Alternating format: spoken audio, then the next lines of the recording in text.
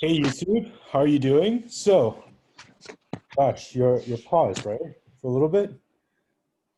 Maybe there's a lag from like when it records and then it pauses. Hello? I can hear you, but you're stuck. Like stuck. Technical difficulties, I think. I think it's good now, right? I think the initial Um, lag is killed, right? you got a little bit stuck, but again, now you're good. Now I'm good. Okay, so we're gonna start fresh from here. Welcome, I'm Bryant, and I'm joining Josh Deras, good friend of mine. Today we're going to talk about hospitality, restaurants, bars, stuff like that. And it's funny that we're talking about it now. It's October 26th, so 2020. And it's been how many months since the shutdown? We were shut down originally March 15th, March 16th. Yeah, it's been about 8 months. It's been about 8 months, and a lot has changed fundamentally.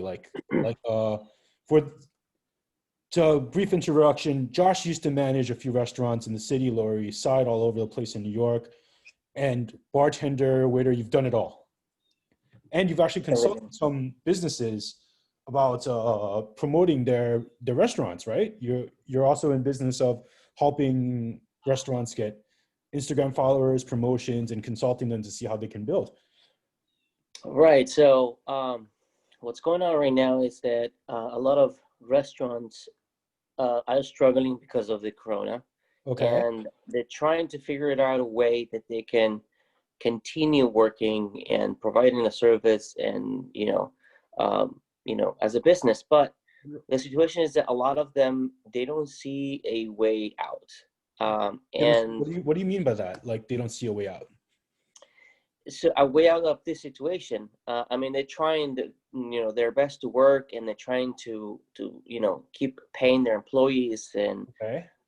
et cetera, et cetera. But some of the restaurants that I've been working with currently, they we talked about this, and I know it's hard to have to reduce your staff because there's people who have families, and they also need money, and they need to pay Right. bills, etc., Because etc. it's But really tough, right? It's like a catch 22. Like we don't want to. I'm sure restaurants they don't want to cut off people's lifeblood, right?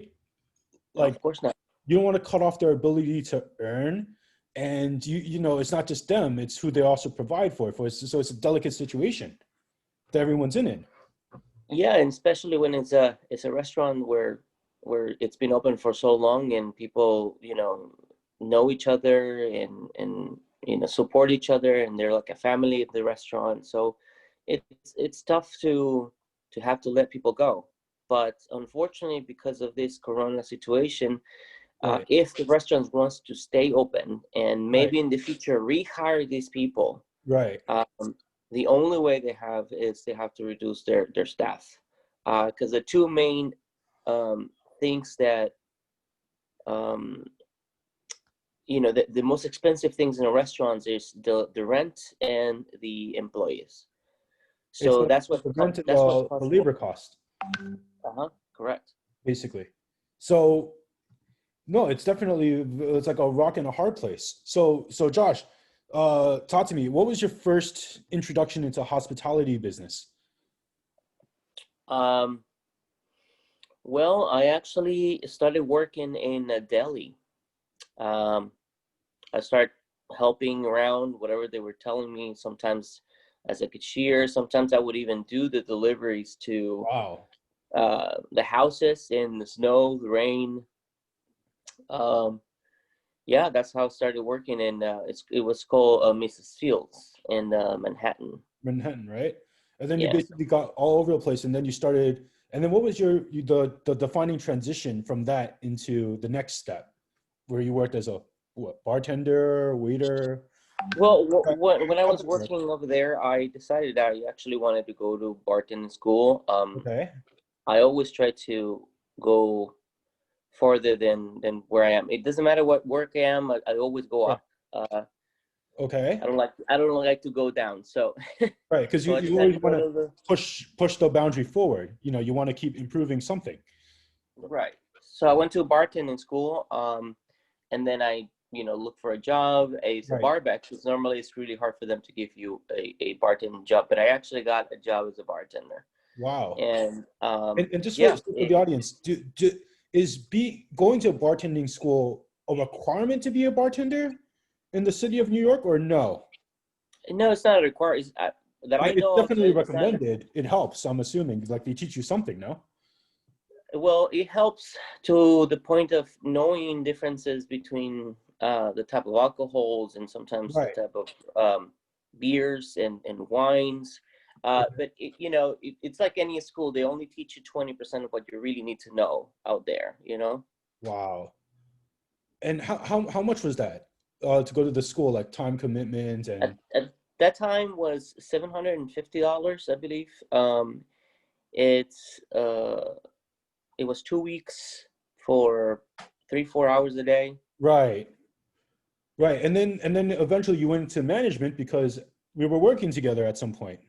How did that Right. So happen?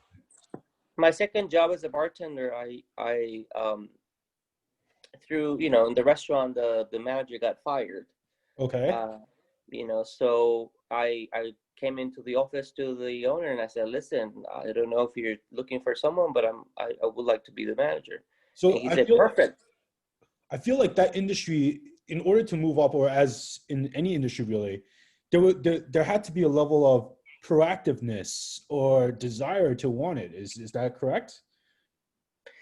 Well, it's not only in the restaurant industry. I guess it's everywhere. I have a few rules that you need to do in order to go up in any type of business. The first Okay. one is you have to make yourself um, for them to depend on you, Okay. right? So what it means that you have to be able to do things that they're normally do, but without you, now Okay. there's nobody else to do it. So they need to depend on you, right? Okay. You need to they need to be able to trust you, Okay. and Trust is a big factor, obviously. trust is a big factor, because there's a lot of things that go in management that people wouldn't be able to handle without the middleman that would be the manager. Right. Uh, so and you have to be organized. That's the third thing. So no matter what you do, if they see that you organize as a bartender or as a server, they will know that you'll be organized as a manager. Try to Right. always give opinions, and not to be opinionated. That is a different thing. What's the difference actually between having an opinion or being opinionated, to have that distinction? Because one might throw people off. Well, for me, giving an opinion is not just telling you what's the problem, right? An Okay. opinionated person is like, oh well, I just think that you should do this, or like blah blah, and like all in a like bad attitude, right?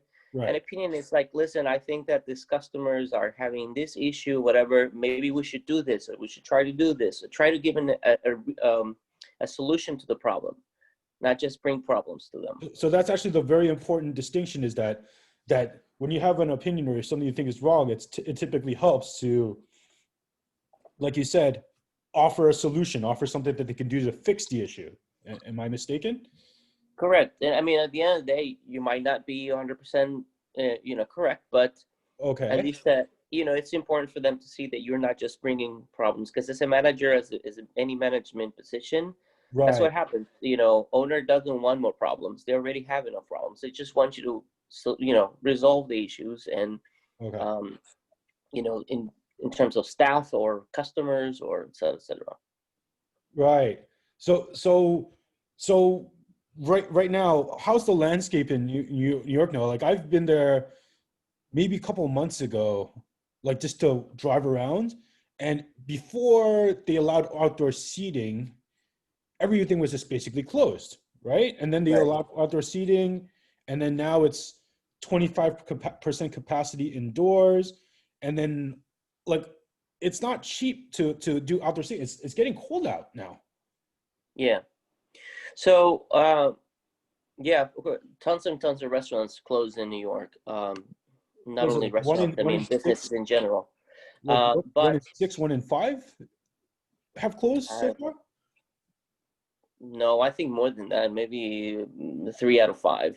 Wow. Uh, it's a bad situation right now. What's going on? But the problem is, as you said, it's getting cold, so that Right. means people's not gonna want to get out. Right. They're gonna get out less. So Right. they're gonna lose more customers. That means that a lot more restaurants are gonna close. The only But restaurant. you don't think it's like the upward trend because they just open the indoors and you don't think people are just going to flock. You think it's the pressure is No, I mean, going downwards. there's still gonna be customers, but not as the quantity they need to pay rent. Right. New York City, it's expensive. A friend of mine has a restaurant. Well, he pays $14,000 a month. Okay. Um, I don't Now is know. that considered expensive or is that considered less? How do people judge how expensive a restaurant is in rents? Because someone says 14,000 a month. For me, it's like, oh my God, that's more than I have in my saving, my life savings, right? But then for restaurants, some restaurants might be paying up to 60,000 a month in rent, $100,000 a month in rent, right? Well, there are actually people who are paying about $1 million in rent. It all depends on the location where you are. Right. We're talking right now in Manhattan because Okay. we still have Bronx and Queens and Brooklyn and Right. stuff. Talking about Manhattan, 14,000 rent. It's a medium rent, I would Medium say. rent, right? Yeah, because the small, like, but they wouldn't be called restaurants. They would be called more like takeout places. I mean, they're paying between 7,000 to 9,000 a month. Um, So these Good big places, what, they restaurants, don't they're have a lot of paying. tables, or they're just basically delivery, like a little mom and pop shop on the corner, and they do mostly to go. Like what do you mean by takeout places?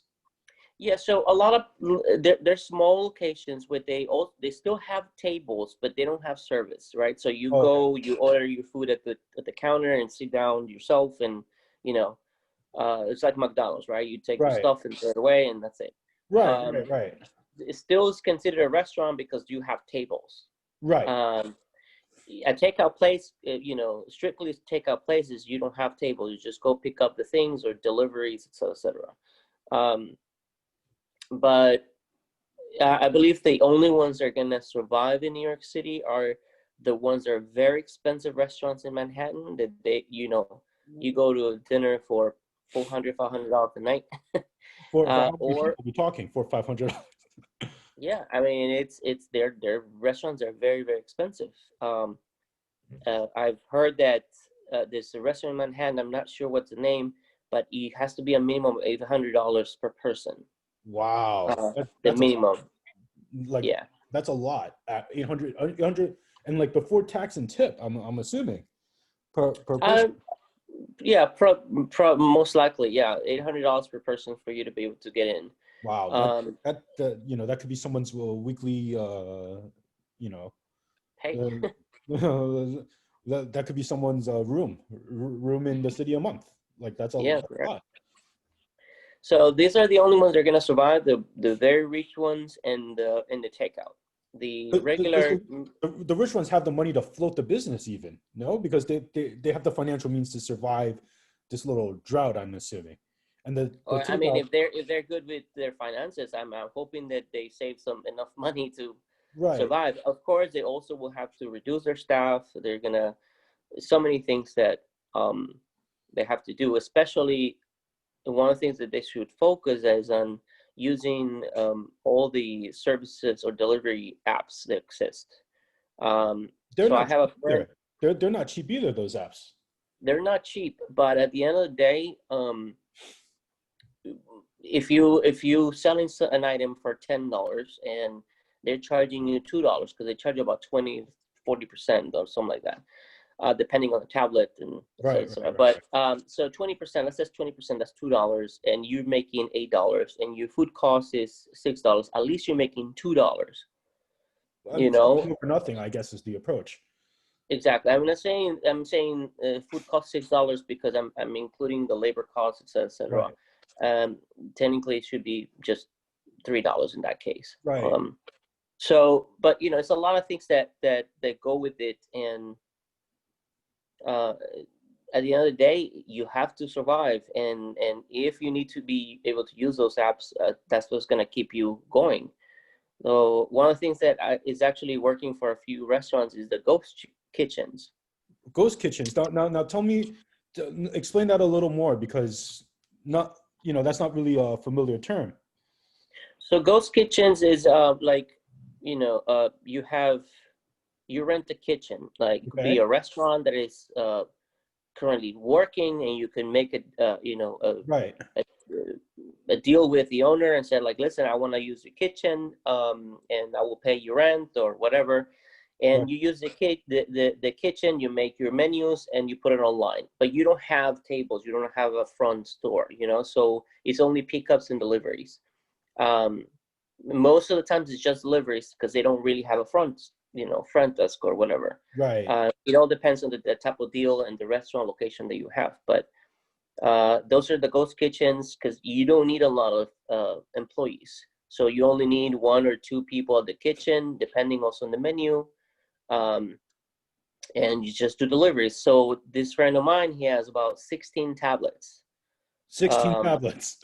in a ghost kitchen. Yeah, because what he did is he created 6 different restaurants with different type of, not restaurants, ghost kitchens in the Okay. same location. So he has pasta and they have burgers, and so he created like 6 different menus. He Right. posted on the tablets, and now he has like 16 tablets That of each one of the menus. one Correct. kitchen makes 6 different restaurants basically of delivery. Exactly.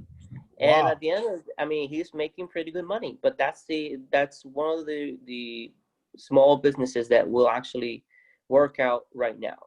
One of the things, the reason why I didn't believe that this would work before Corona Okay. is because people in New York City, what they're looking for is experience. Experience. Uh, yes. So food, there's tons of food. I mean, come on, it's New York. You can Right. find Chinese food anywhere. You can find Spanish, Mexican food anywhere. You can Right. find tacos every corner. It's so many places you can go. Right. Italian, French, et cetera, et cetera. Like fusions. I used to work with a top chef. He had a fusion Chinese French. The food was delicious and excellent. So at the end of the day, people was looking this for experience. Unfortunately, because of the Corona, There's now no these we're experiences, gonna they get don't experience. exist, Right. We're right? gonna get experience anymore. If you want to have the experience of a server bringing you with gloves and with a mask and Right. be sitting a place where you have to be 6 feet apart of each other Right. and have these covers around you so you Right. don't spit on other people, um, It's definitely I not don't the think same that's a experience. I don't think that's a great experience. No, like So yeah. No, like some of these restaurants they have the outdoors and I'm too worried even to bring my mom out even if it's an outdoor restaurant. There's definitely some fear because for the elderly and contracting and that's going to be an issue. yeah, yeah, and not only that, I mean, even if you don't bring your mom, you yourself can go out and get the virus, and Right. even if you don't have any type of symptoms, you can get it to your mom. So no matter what. Yeah. So that's definitely a health concern and I see a lot of people going out to eat, still enjoying their life, a lot of people still working, but I guess life still continues and moves on and people still going out to at least have some form of normalcy or at least they're attempting. Correct. Yes. So when before COVID, because now the way that the structure is different, like before COVID, typically when you go to a restaurant, it's like a full service restaurant, right? You got the waiter, busboy, runner. Talk to me about that structure and how it's changed after COVID, or what do you think the structure will change to? Well, one of the things that I've been working with the restaurants is they need to focus again. They had to let go a lot of people. Right. And one of the things that I told some of the restaurants is they had to reduce their menu Okay. in order for them to be able to reduce the staff too, in the kitchen specifically. So they not only reduce the menu, they change the menu to make things more simple, Okay. So one person can actually cook everything instead of having two people have to, you got to do that and you got to do that and et cetera, right? They change their schedules and the hours. They don't serve a certain Oh, time. They reduce the amount of hours that the employees do. There's also another restaurant. What they did is they actually partner with someone else. okay. Uh, so that person started making food in the same restaurant, the same kitchen at the same time. Right. And now it's like kind of two restaurants in the same spot, right? Right. Right. But they only focusing on delivery because 25% in a restaurant that has 10 tables, it's 2.5 tables. Man, So, you half a table anymore, right? You know. so, so literally, and that means that is, let's say 3 tables per serving, right? Right. And every serving is about 2 hours, and you Right. have a shift of 6 hours. That means 9 tables. Right. 9 tables is not enough to pay a server, to pay, et cetera, et cetera. So one of the things they also did in this restaurant is that I told them, well, you have to become some sort of a fast food. Um, so now everybody has to come to the counter, they order the food, and they wait for the food. They bring their own food to the table and they eat themselves. Wow. So for the same reason, they had to change the way they serve the food. And I told them, you can't serve the soup on a bowl, right? Because if they drop the soup or the bowl, they're gonna bring it themselves to the table. So they have to now serve it in a container with a lid, Okay. so Okay. they can go and sit down like a, Because like a you want them to deli, be right? safe, obviously. You want people to Exactly. be So they safe. take the soup and they take it and they sit down, Okay. and so that's how they serve now the food. Uh, Right. it's like a takeout thing, right? Right. So that reduce the two servers that they used to have there. They had to let them go, and then they only have one person that is the counter person that is also cleaning and the buzzing and everything, the tables, Right. um, but not serving. Right. uh, Providing the drinks and everything at the counter, but also you take in the payments, et cetera, and the person who's in the kitchen. So basically, what they're doing in the industry now is that a lot of these roles are being consolidated, right? Is that right? Like before, when you go to a restaurant, you have like there's front of house and back of house, right? Hmm. So when we talk about back of house, what are we referring to typically? So the kitchen, the dishwashers, the um, pretty much that's it. And then the front of house, we're talking because that can be extensive. Like what there's hostess, there's Hostess, servers, bartenders, bussers, runners. Yep. there's a lot of people, and then now with if let's say there's only one person eating, I guess so what happens now if there's like instead of like having the 20 tables that they have, there's only one table eating? What are the restaurant owners to do with all that stuff? Yeah, and that's the main reason why they have to reduce the staff. At the end of the day, now the staff is have to do more things for what they used to do, right? So now the server is no longer a server; is a runner, a busser, a counter person, et cetera, et cetera. Have to organize the behind the desk. I Right. mean the store, the front. Um, Little things like that. Now in the past, it was sometimes, most of the time, the servers would just go take your order, put it in the computer, make sure you have your drinks, and get your food and answer your questions, offer you the menu, the specials, etc., etc. And now it's no, that the situation is you have to be everything if you want to have a job. That's difficult because it's never pleasant for people to lose their job, and unfortunately the pressure is making it so that's well, so what to my understanding is if the owner keeps everyone, they go bankrupt, right? Because they can't afford it. But if they Right. let people off, then other people get screwed because now they don't have a job. So it's not a win. There's no win condition really. Well, I think that the only way, if you are an employee and you want to keep your job, and because it's not about that the owners are bad or they're trying to screw you over or whatever, it's like you have to make yourself, a, a person who's able to flow with the currents. you have to be able to do whatever is necessary to keep your job. And I'm not talking anything illegal or anything like that. What I'm saying is, if you have to now do a delivery, go and do delivery, because it's that, or then they find someone who's willing to do delivery and clean a table, Right. Because you have, it's like, but then that's common in a lot of industries that downsize. Like in like even people in accounting firms, right? You used to have three accountants and now you're down to two programmers. They're outsourced to India or China or overseas, and all the companies that are downsizing. I guess the general rule is that you have to make yourself more valuable. Am I being mistaken? No, correct. I mean, you have to become more important to them, in order to keep your job. And um, I'm not saying that your boss is going to fire you because if you don't know how to do one thing. It's the reality of the situation, and not only in New York City. I'm pretty sure it's everywhere. I mean, right now, the unemployment is crazy. Um, and yeah, I mean, if you want to continue paying your bills with unemployment, then you got to do what you got to do. So what about, but before COVID, where it mattered, like some restaurants, if someone has like a lot of followers on Instagram, right? And then they come in and they message you, hey, I've got 100,000 followers.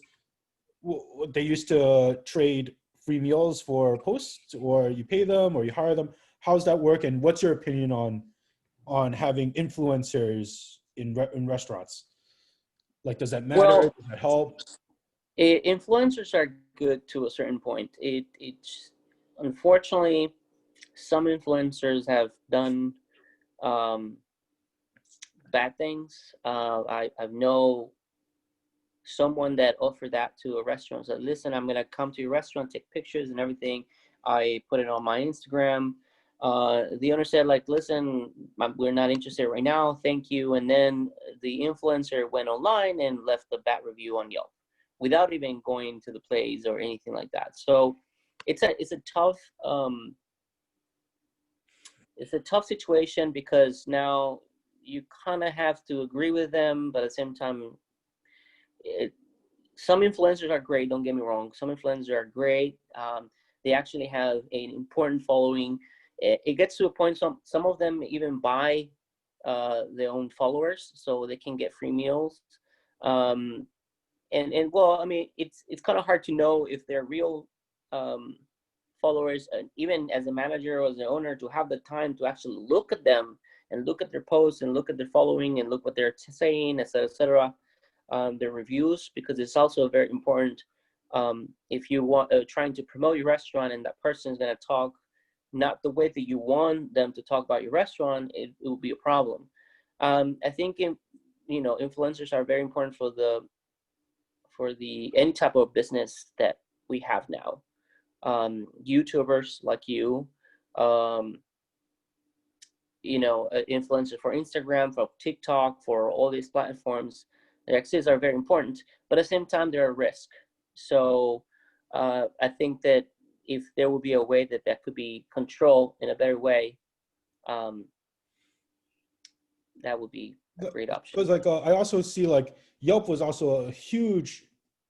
Yelp was huge. Like if you left a bad review, people see the bad review, then it's game over sometimes, right? Like one person can leave a 1 star, they could have 5 star reviews, and all of a sudden with that 1 star, with that 5 star, now it's 2.5 stars, right?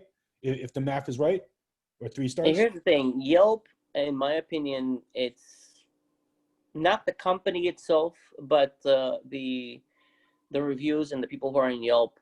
It's they just there's a lot of people that have bad attitudes, towards people just because they didn't get whatever they wanted to get.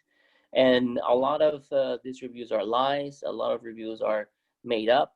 I do remember someone that got a bad review because they didn't let him use the bathroom without being a customer, just from someone from the outside. And that's another thing that people think that, in a lot of countries, like in Europe, the bathrooms are public, and actually the government pays them for them to, Right. let the people use the bathrooms. Okay. Here in New York, it doesn't happen. Like, it's a private property, and Normally the bathrooms are only allowed for customers, and this person was not allowed to use the bathroom, so he left a bad review. So I think people, or especially restaurants, I know several restaurants that they don't care about Yelp. Literally, they don't care about Yelp anymore. If they have bad reviews, they don't care. They focus on Google reviews.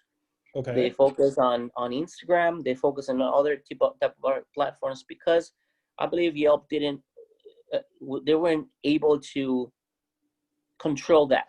Right. You see so many bad reviews and so many unfair reviews. Like, listen, if you did something wrong in a restaurant, Right. you got the bad review, you had a bad attitude, the server, the manager, the food was horrible, etc., etc. I mean, it's understandable, but 99% of the restaurants in New York City, if you have an issue and you talk to the manager, 99% of the time they're going to try to accommodate you. They're going to try to make you happy, because they understand that you are a customer, right?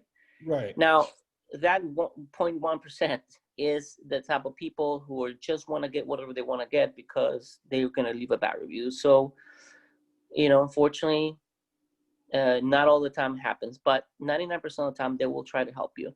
And these people, they sometimes they don't even say anything. Right. They had a bad situation, they don't say anything, and they just go there and write it down. Like, so what do you recommend for people that have a bad experience in a restaurant? Like, let's say food's cold, hair in the salad, maybe something's off, maybe the food's dirty.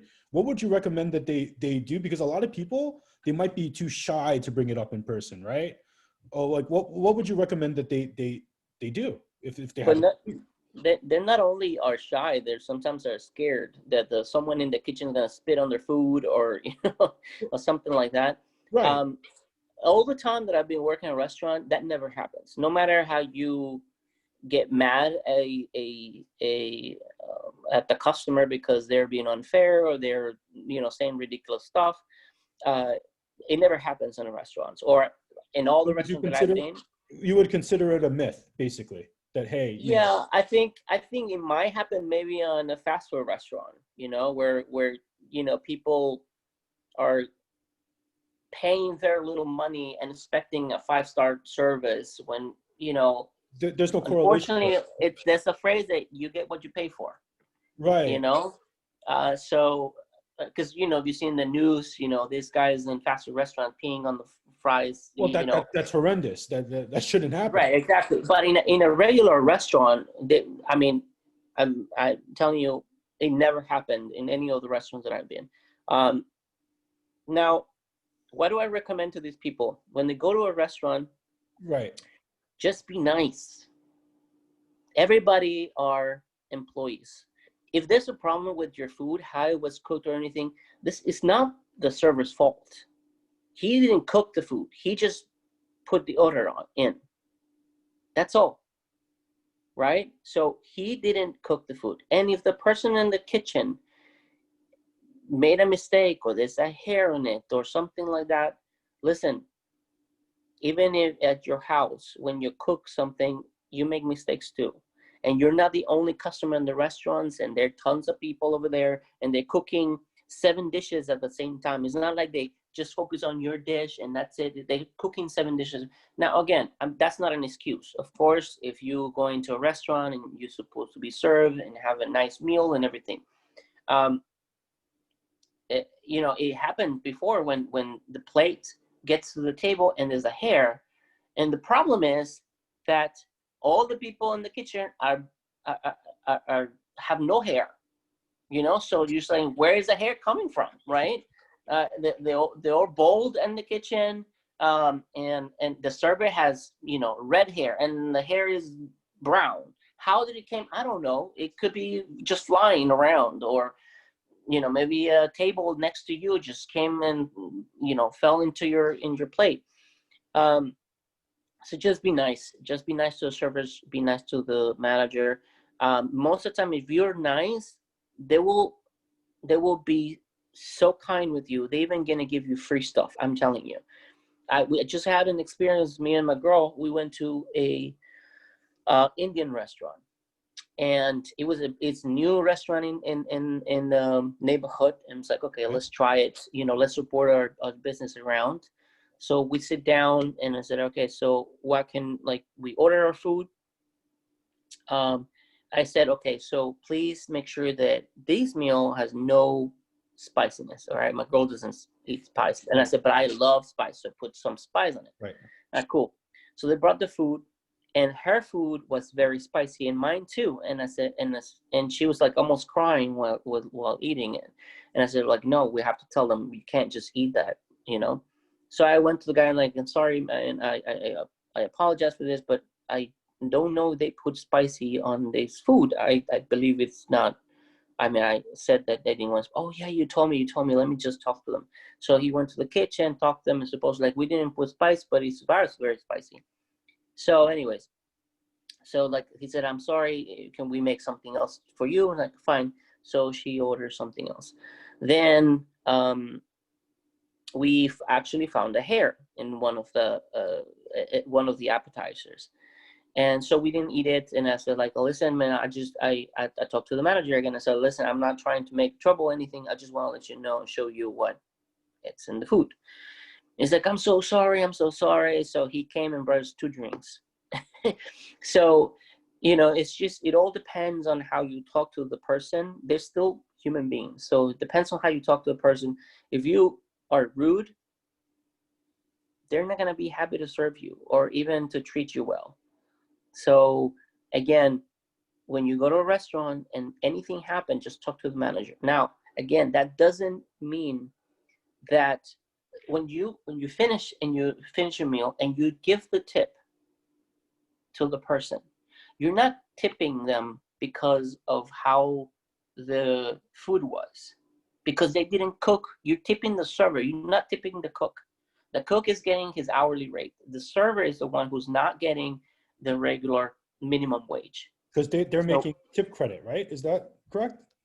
So the server gets a certain amount of money, normally between $6 to $8, depending on where state you are. And then you're supposed to get the rest on tips so you can get the minimum wage. So if you're tipping the server. You're not tipping the kitchen. You're not tipping the manager. You're not tipping the bartender. You're tipping the server. If the server gave you good service, you shouldn't punish them because the food was bad or this and that and that. Listen, very simple. Even if I go to a place and I don't like the food, I always tip 20%. But if I don't like it, I just don't come back. The server it's not the server's fault.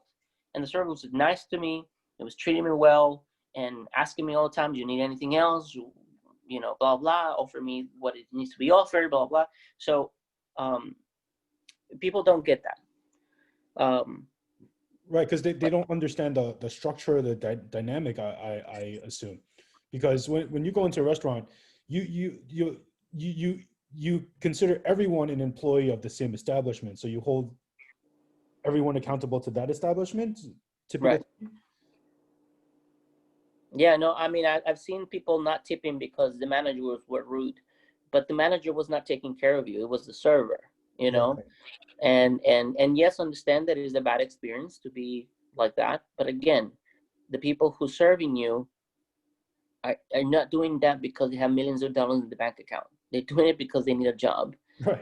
Right. So, which is interesting, which brings me to a very controversial subject of there's a misunderstanding of how tip credit works. Like they get less than the minimum wage, but if they don't make that much in tips, the establishment has to pay the difference. How does that work? And in terms of how? Yeah. So if you don't make the minimum wage on tips, the restaurant has to pay the rest for you to make the minimum wage. It's not sustainable. So if in the the restaurant can do it, once in a while when it's necessary and the service is not, and most of the time they do it. And I would say every year they do it when is a low season, because when we talk in winter and we have less customers, et cetera, the the restaurant has to pay or the balance the money to all the service bartenders in order for not to fire them. There's a lot of restaurants that they reduce their staff in the winter and they hire more people in summer. Some restaurants, because they become like a family and they've been there for years and years and years, they try not to fire them. So what they do is they reduce the hours, and they have to compensate their minimum wage. Because But no matter what, at the end of the day, the waiter, even if they get paid, to my understanding, I could be wrong, even if they get paid less than minimum, no matter what, when they're walking away on their paycheck, that number has to be at least, after you break it down by hour, the hourly has to be at least the minimum wage before the tip credit. Is that correct? before the tip credit, no. Including the tip credit, it has to be per hour, yes. Right.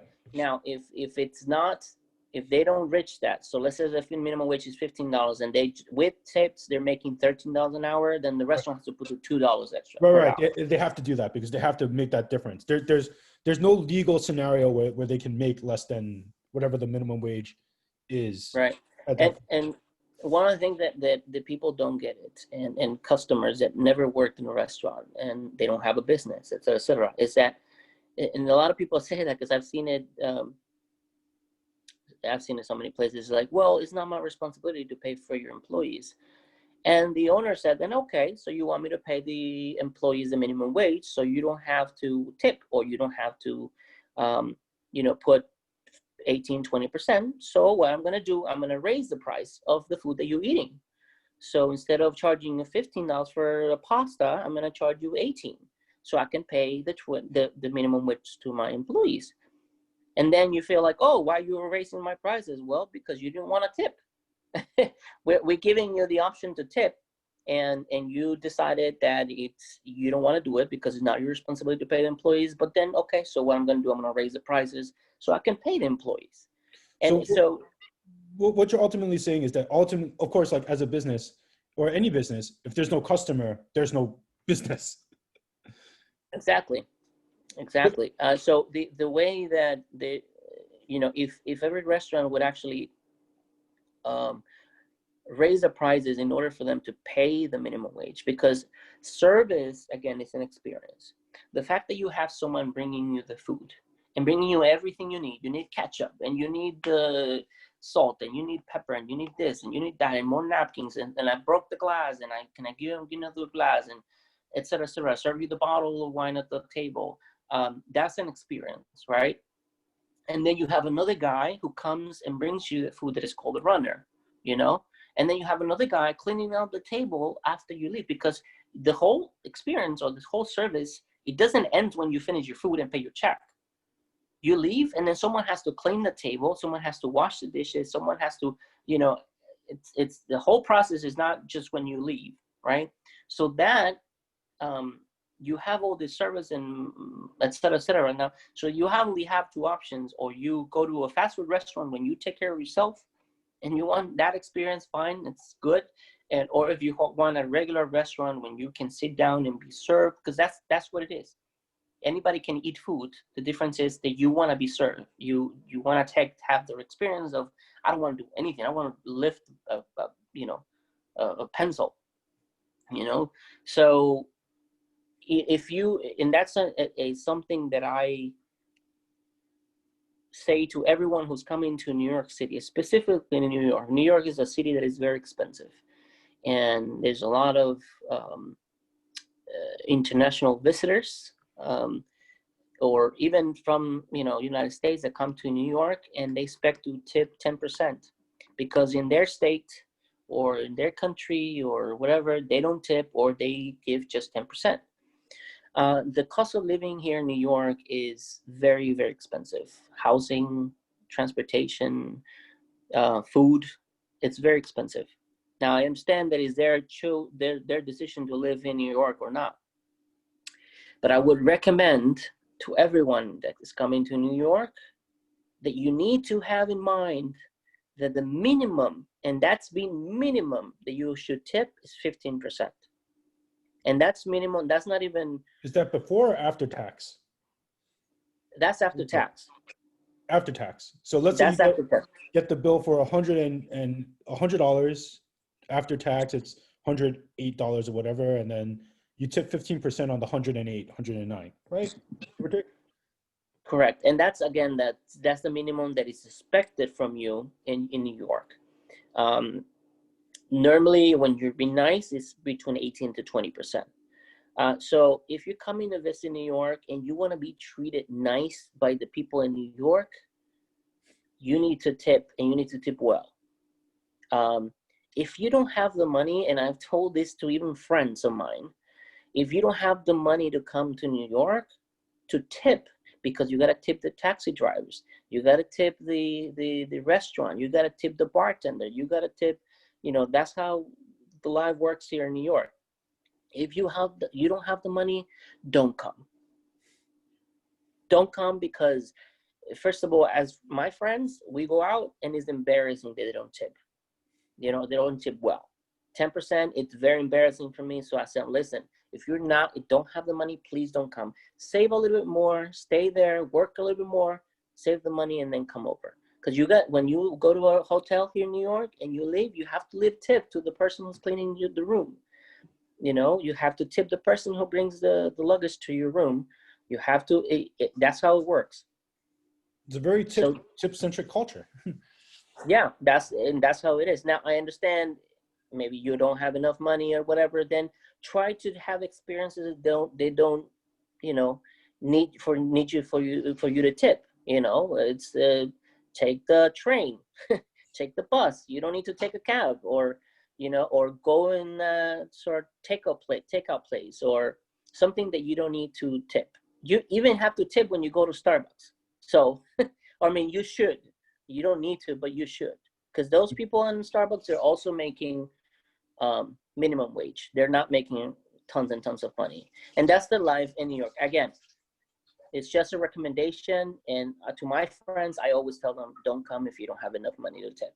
That's a unique perspective, and again, I'm assuming you working in the hospitality industry for so long, experiencing both sides. Like, you've experienced it as a bartender, relying on tips. You've experienced it as a waiter relying on tips. Then you went into management, so you understand different angles, I would assume, on that topic. Yeah, and it's I've been everywhere. I've done everything, and it's every part of the restaurant industry is nice. I mean, I love to be a bartender. It's great. You talk to people. It's fun. People love you as a bartender. They love you because, first of all, that's very common. That's very true. I would say that's very true. Like, people that go sit at the bar, I would imagine people are more rude to the waiters on occasion. They might or might not be, than the bartender. Right. Well, first of all, because I think bartending is the best position in the whole restaurant. Really? Not even as a manager. Bartender is the best position, better than management. First of all, because bartender, I mean, who's not going to love you? You're giving them alcohol. Even if they're paying for them, you're giving them alcohol.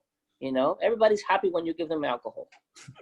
Second of all, if you have good personality, you can actually make a lot more money, not because of the tip, not because of the alcohol, is because how you talk to them, what you talk to them about.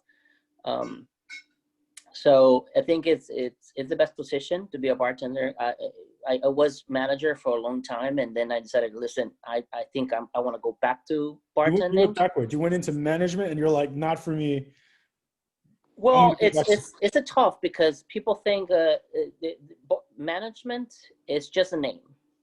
As the manager in a restaurant is just a name. People think like, wow, you're a manager in a restaurant. Being a manager in a restaurant, unless you're working a 5-star restaurant with a known chef, and that's the only way that you will make money. Most of the managers in Manhattan, their regular restaurants, they make crap, literally crap. We're talking that your paycheck as a manager go between, depending on the place, between $700 to $900 per week. We're talking you're working 80 hours, 90 hours a week, and your rent is $2,500 a month, plus your transportation and food. So it's really not, being a manager is really not a great position. You really have to have a commitment to the industry. You have to have a love for the industry. Or you have to have some sort of dreams or goals. It's like, I want to open my own restaurant, but that's the only way that you should be a manager, could be a manager, because otherwise it's a bad paying job. That's actually very interesting, because a lot of industries, you typically start from the bottom, like, and you what they say, like, climb the corporate ladder, right? You become a intern and and supervisor, manager, then vice presidency or whatever. Like, there's a ladder to climb. That doesn't really feel that way in the hospitality industry, no? But when you start, I don't believe it's I think it's the same in most of the industries. I mean, being a manager, you do have a little bit of raise especially in the industry, hospitality industries. The pay is not really good at all, zero. I mean, I've seen servers making $300 a night when you barely make $150 a day, not a night. Like, you probably would be there 13 hours or 12 hours, and you're making 150 when they're making $300 for one shift a night. Now, of course, being a manager, you have a steady check and you get the same pay every week, no matter if it's slow or it's busy. The difference is, as a server, you might make really good money on the busy season, and then on winter for 3 months, you're making $50 a night. So all the money that you made in the summer, you have to keep it and save it so you can pay the rent in the winter.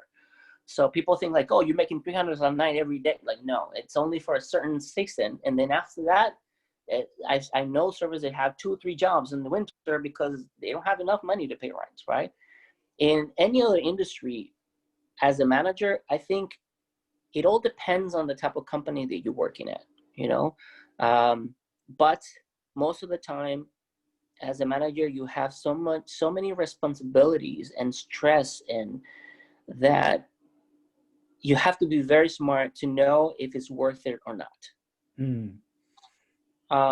Because you even if you're a manager, you still have a boss on top of you, and that boss is typically the owner. Yeah, and most of the time, you get a lot of the bad part of the owner, you know? So as a manager, you know, you can be in a bad situation, you know, and you have to deal with that, and you have to transfer that message when the owner is all angry and pissed because this and that, and transfer that message to the employees in a nice, steady way that it could be the buffer, the middle. You won't have any problems. Exactly, but you have to transfer that. It's like a translator. You translated that message in the right way to the employees. So as a manager, unless you're working in a huge company that will pay you maybe 30% more of your regular salary as a regular employee, then it would be worth it. Otherwise, as a restaurant manager, you go home and you're still thinking what you need to do and what you have to do, how you can bring more customers, and how can you improve the restaurant, and I need to do this, I need to place the order of that, blah, blah. So your job as a restaurant in the hospitality, it never ends. So that's what I'm saying. It's not worth it, specifically financially speaking, unless you have a love to the industry. So if you know any manager in a restaurant in New York or any place, and he's not a 5-star restaurant, when they get paid $100,000 a year, be aware that they just doing it because they really love the industry, or because they're really good at the job. That's a very different perspective, because it seems like they're not doing it. They're not doing it for the money at that point. They're not doing it because they get the freedom from it. They're doing it because they love the industry. Yeah, because first of all, it's not hard. It's not hard. It's not easy to talk to a customer who's yelling and have a nice face, right? And being a manager, I mean, I had situation, and I know people who they have some of their family member passed away, and they still had to work the next day and have a happy face and a nice face to the customers, and people customer yelling at them or whatever situation.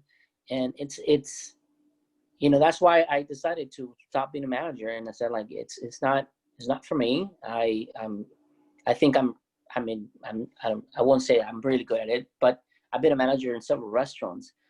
um it's just I love being bartender. I think that's the more fun. You get more fun. You laugh with the customers. You hear jokes. You hear problems. You hear all type of crazy stuff at the bar. People get drinks. They get happy. They're singing. It's just fun. You get to know the customer, and then they become your regulars, and they come and they chat with you, and they only want to talk to you. If you're not there, they don't want to be there. So you become like a personal friend to them. Wow. It's just, I think that's the best position. And yes, sometimes this issue happening also at the bar. They don't get the food on time, or they don't like the drink, but or you have drunk people there too, and you have to deal with them. It's a tough position. You need to know a lot of recipes, and you need to know how much to pour and everything. It just takes a little more craft. um, Which is funny to because be a it's historically in restaurants, like I think bartenders are considered the highest percentage tips in the scale. Like they have a scale, right? They have like bussers. They make the smallest percentage of the tips. That, like, some places are pool house and some places are individual. Like a pool house is all the money that they bring in the restaurant that night, they split it amongst themselves, right? right. And then, so like a busboy makes the smallest percentage, then the food runner, and then the waiter, then the bartender, or like the structure is a little different, and people don't really understand that. Like, for example, the bartender might, all the tips that he makes at the bar, he keeps himself. Historically, he'll split with the bar back, and then he might even make a percentage off the floor because they're providing drinks to the floor. Right. So it's Well, it all depends on the size of the restaurant. Because sometimes when there's a bigger bar and smaller amount of tables, then right. they could also split the tip. It all depends the structure of the restaurant. There's restaurants that even have captains, and they have back waiters, and then so it's so many positions that are available in the big restaurants, that they get certain percentage of that. Now, So the bartenders, most of the time, they do get more tip. okay. And the reason is because they have a skill, as you said. Like, everybody has skills, but you have to just know the recipes. You need to not only know the recipe, you need to be able to have creativity, because sometimes the customer doesn't even know what they want. But they say, like, I want something with this. So you have to come with the drink at the moment, and make sure that it tastes good and they like it. And so you need to have, it's like a chef, right? When you're in the kitchen and you're cooking something different, and they decide to put this and that and that, and then just become a great dish. The same thing with the bartender. And some people don't get that. Now, again, it doesn't happen all the time, because the economy hasn't been that good. In the past couple of years, I've seen that the bartender now, they make the same amount of money than the servers. They just split the money. Wow. But they also have to split. I mean, it's a lot of work behind the bar. You have to put out everything, all the beers and the wines, and make sure that you have all the glasses and all the stuff, the same way as a server. So what's the job description of what a server would do, like an example of it, versus a bartender? Like, if you can go into more detail, like what does a bartender job description look like versus like a bar back? Or Well, again, in general, I mean, the bartenders have to make drinks. That's pretty much the thing. Now, it all depends again on the size of the restaurant. right. I've known restaurants that they don't have bar backs, so they have to do everything themselves. They have to cut all the fruits. They have to, if there's a sangria, they have to make them themselves. I used to work in a bar that we used to make gallons of sangria, because that's one of the main things, and also margarita. So the margarita mix, we used to make margarita mix for the frozen margaritas, the machines. So our shift was for 6 hours, and but the thing is, they told us, like, listen, this is your shift, but you still have to make all the stuff. we won't pay you for that. So you decide if you want to come and do it before your shift, or after your shift, you make it for the next day. But that's how long it takes you. That's up to you, right? So I used to, stay after the shift and make for another hour without pay to make all this, drinks and stuff like that. Even to clean the machines and clean all the stuff, because I didn't have a bar back, right? I had to do everything myself. Or I just to come an hour before to do all these drinks and put it in the machine. And so it's a tough work to be a bartender. It's the People, same. the bartender, they see the person in front of the customer. They don't see what happens before and after. Right. This is the same thing with the server. I mean, the servers also, they have to polish glasses, polish forks, knives. They don't have a busser. They have to clean all the tables, clean all the chairs, they also clean the windows. They clean organize. You have to set up the ketchups and the sugar and the salt and the napkins. And there's a lot of work that goes behind just serving you at the table. It's not like everything happens for like magic. They have to prepare all that stuff, make sure that the chairs are clean, the menus are clean, if they have to fold the napkins, if they have to, et cetera, et cetera. So many things they have to do. Wow. No, that's definitely. So what do you think, you're looking forward to 2021 when they finally open everything up again? I think that New York is going to take a while to recover, not only in the restaurant industry, but in general, like the tourists.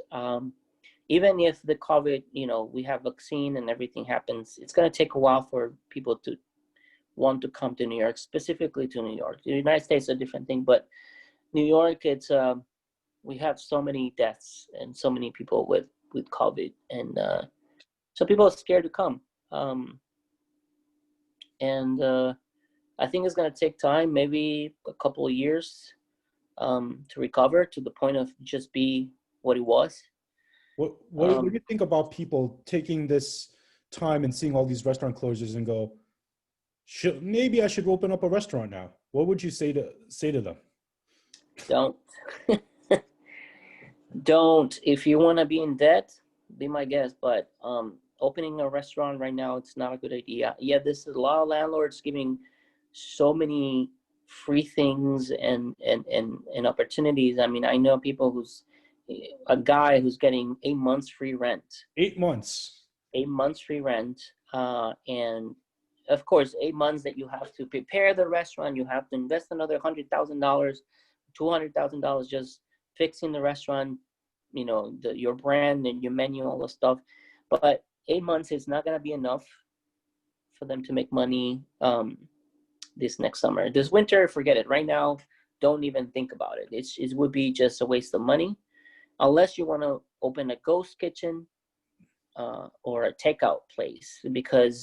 And you also have to be aware where is exactly you open the takeout place. A lot of people left in New York City. I saw that 7,500 people changed their address from Manhattan. They moved to Connecticut. They moved to Pennsylvania. So, and that's only the people that changed their address on the USPS. Wow. That's the rest of the people that didn't have an address there. They just didn't change it. There's tons and tons, thousands of people moving out from New York because it's a circle. So there's the people who live in Manhattan is because they had a job over there, because the life and the fun and the entertainment and the restaurants and all that's gone. The whole experience. Exactly. Now there's no jobs, there's no restaurants, there's no entertainment. A lot of people says, why do I stay here? There's no point. It's expensive to rent in Manhattan too. Exactly. Why am I paying this much money for nothing? I'm not, doing anything here. So a lot of people is moving to Brooklyn, to Queens, to Bronx, and Manhattan is really empty. There's still a lot of people outside, but there's people who still have a job. Most of the time, the hospitality industry, even companies, big companies, their employees are working at home. Wow.